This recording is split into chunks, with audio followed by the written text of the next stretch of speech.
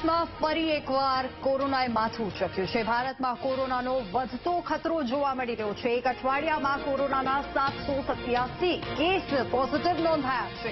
દેશમાં અત્યારે કોરોનાના એક્ટિવ કેસની સંખ્યા 1000ને પાર થઈ ગઈ છે। 1047 કેસ નોંધાયા છે સમગ્ર દેશમાં।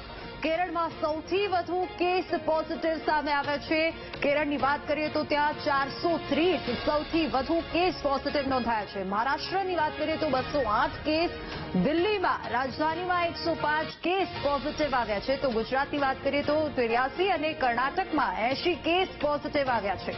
દેશમાં ચાલુ વર્ષે કોરોનાને કારણે 11 લોકોના મૃત્યુ પણ નિપજ્યા છે। 11માંથી 5 મૃતકો માત્ર મહારાષ્ટ્રના હતા।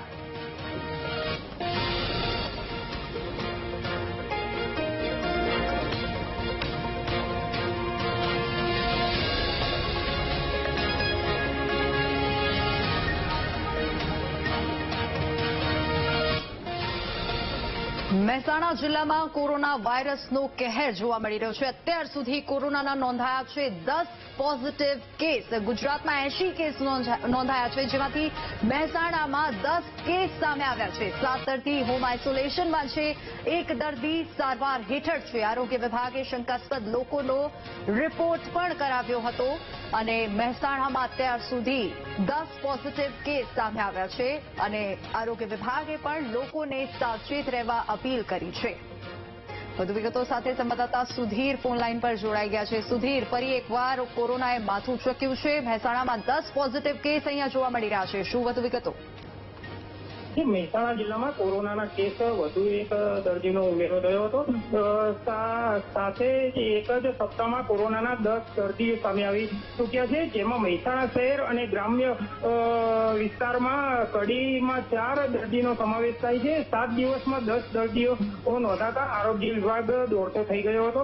તમામ દર્દીઓની તબિયત સારી હોવાથી હાલ 7 દર્દીઓ હોમ આઇસોલેશન હેઠળ છે અને 7 દિવસમાં જ રહેલા સતત સામે આવેલા કોરોનાના કેસ સામે પગલે જિલ્લા આરોગ્ય વિભાગ દ્વારા સંપર્કમાં આવેલા કોરોનાના સેમ્પલ લેવામાં તજવીજ હાથ ધરી હતી અને દર્દીઓના ઘર સહિત વિસ્તારમાં સઘન સર્વેલન્સ હાથ ધરવામાં આવી છે।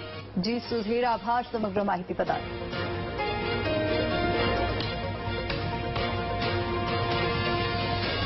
તો આ તરફ રાજ્યમાં કોરોનાના સતત વધતા કેસે ચિંતા વધારી છે। આરોગ્ય વિભાગે લોકોને સુરક્ષિત રહેવા અપીલ કરી છે। 3 જુદા જુદા જિલ્લામાં કોરોનાની દસ્તક જોવા મળી રહી છે। કચ્છના આદિપુરમાં કોરોના પોઝિટિવ કેસ નોંધાયો છે અને વલસાડના વાપીમાં 75 વર્ષીય વૃદ્ધ થયા કોરોના પોઝિટિવ। જૂનાગઢની વાત કરીએ તો ત્યાં ઝાંઝરડા રોડ પર રહેતા વૃદ્ધનો રિપોર્ટ પોઝિટિવ આવ્યો છે। આરોગ્ય વિભાગે કેસ અંગે પુષ્ટિ પણ કરી છે। તમામ દર્દીને હોમ આઇસોલેટ કરવામાં આવ્યા છે। કોઈ લક્ષણો દેખાય તો તરત હોસ્પિટલ જવા અપીલ કરવામાં આવી છે। સાથે જ કોરોનાની જે પણ ગાઈડલાઇન્સ હતી તે ફરી એકવાર ધ્યાનમાં લેવા અપીલ કરવામાં આવી છે। હું ડોક્ટર દિનેશ સુતરિયા, તાલુકા હેલ્થ ઓફિસર ગાંધીધામ। આજે ગાંધીધામ તાલુકાની અંદર એક સૌપ્રથમ કેસ કોરોનાનો નોંધાયેલો છે। જે કેસ અત્યારે હોમ આઇસોલેશનમાં છે, એને વધારે કોઈ તકલીફ નથી। અત્યારે જે મોટાભાગના જે કેસો દેખાય છે એ ઇન્ફ્લુએન્ઝા જેવા સિમ્ટમ જ ધરાવે છે, જેમાં લોકોને ડરવાની જરૂર નથી।